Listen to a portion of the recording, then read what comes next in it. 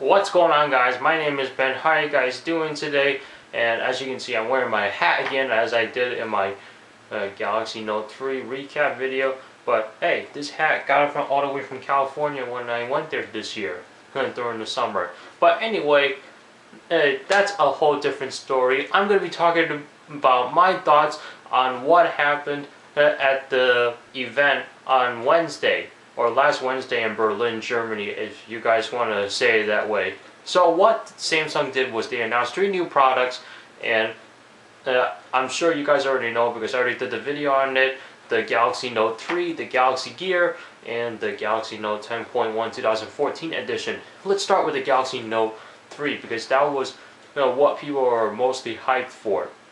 My thoughts about it are, the phone is big, but I actually like it that way.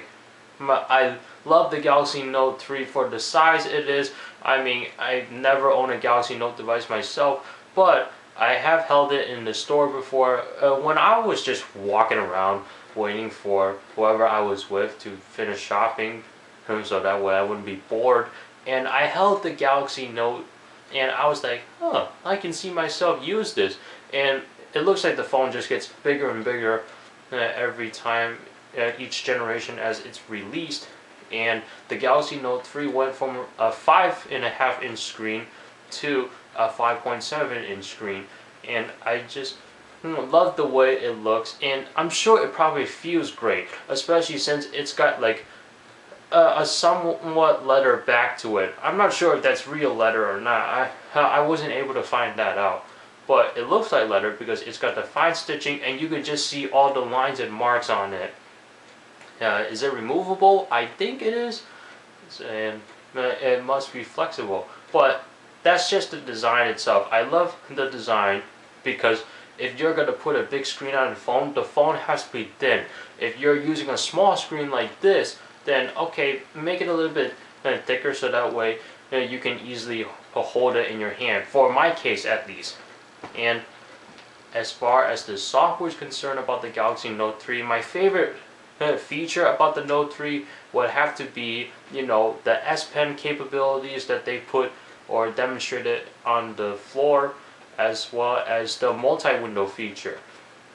Because I love the fact that you can have 2 applications show up on half the screen. So you got side A and side B. By the way, this is my left and this is my right. Well, just so you know. So you'll be like, why is he doing right and left? Just think of it as reverse. But anyway, I love the multi-window feature, and that's something I can't get on here on the iPhone. Why is that? Because, well, the screen is a little bit on the small side compared to the modern world where phones are getting bigger. And even though the iPhone 5 and the iPod Touch 5th generation have a 4-inch display, you can't have a multi-window feature on there because the screen is just not big enough. And what I really like what Samsung is doing is that they're thinking of ways to take advantage of the big screen that they have on the Galaxy Note. And I just love the way they handle that. And because of that, it's like one of the big selling points for me. And as far as battery life and all of that, it seems fun, although I didn't see what the exact hours are for the battery life. And of course LTE and all of that. But the thing is, we're going to be getting ours later, while I believe Europe will be getting theirs first. Oh well, that's understandable, I guess, because the Galaxy Note 3 was announced in Germany, so I guess they get it first. I don't know, but anyway, that doesn't matter. I don't know why I'm going sidetrack out there, but the Galaxy Note 3, I really appreciate what Samsung has done to it, and I wish I can get one, but unfortunately I can't because I'm not old enough to afford my own plan. And I mean, I could buy one unlocked right now and just not use it on the plan and just use it as like an MP3 player like I am with my iPhone. But you're paying a lot for an unlocked phone, and if I were to buy that kind of phone, I should be able to use all its capabilities so that way I can do a proper review for you guys. Because if I get this thing, I'm definitely wanting to show you guys what my thoughts are and show you guys me using the thing. And now the Galaxy Note 3 overall, I really like it, and I don't know what else to say about it. It's a big phone, but then again, it's just your personal preference. If you guys prefer a smaller phone, then you should just get the Galaxy S4 that Samsung announced a few months back. Now, another thing they announced with the Galaxy Note 3 was a Galaxy Gear, and it's basically a smartwatch. So, smartwatches have been floating around on the internet, and the Galaxy Gear, I have to say, I'm impressed by what it is and how it performs, but at the same time, I'm still wondering what's the point of the smartwatches these days. Like, I don't expect myself to read emails on a little screen. Why is that? Because I got the phone for that, and I got the computer, and I got a tablet for that. Why do I need to do that on a smartwatch when the screen is so small? And as some people were saying, the smartwatch has to do something you can't do with your phone, your tablet, or your computer. That's what it has to do. But I do like the fact that when you get a notification pop up on your smartwatch, and then you pull out your Galaxy Note 3, then the notification will automatically appear on there.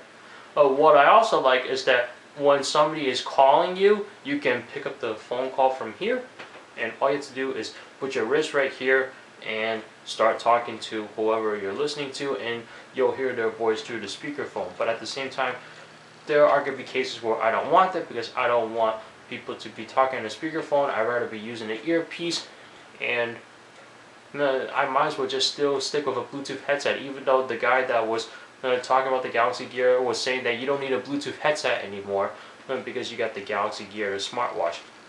And the smartwatch is available in multiple colors, which is another big selling point, because you can get these in any color you want, kind of like what Apple is doing with the iPod. And as far as the Galaxy Note 10.1 2014 edition is concerned, it's a good tablet. I don't really have much to say about this thing, because I just saw this as minor upgrade sort of, and then some of the features from the Galaxy Note 3 were imported onto the Galaxy Note 10.1 2014 edition, and plus they made the look of it very similar to the Galaxy Note 3 with a letter back on it, or a letter looking back to it, with the fine stitching, and of course with the cameras, all that, and as well as the home button on the front instead of just all capacitive buttons on the corner of the screen, like the previous generation Galaxy Note 10.1. So overall, I think I enjoyed this Samsung event a lot more compared to the first one I saw with the Galaxy S4. The performance when they were announcing the Galaxy S4, it was okay, but the acting wasn't really necessary at all, because that has nothing to do with the phone, and that dude, I don't want to hate on it, but the entertainment, it wasn't that entertaining at all, in my opinion. I don't know about you guys, but for me, I don't know, but it was okay. And I feel like this one that I just saw with the Galaxy Note 3 was better. So far I've seen Samsung events 2 times already, and so far I'm always impressed, and I feel like it gets better and better as I keep watching the future ones, or the newer ones that come out. So that's it. What do you guys think about these 3 devices? Go ahead and leave a comment down below. Thank you so much for watching, and I'll see you guys in the next video.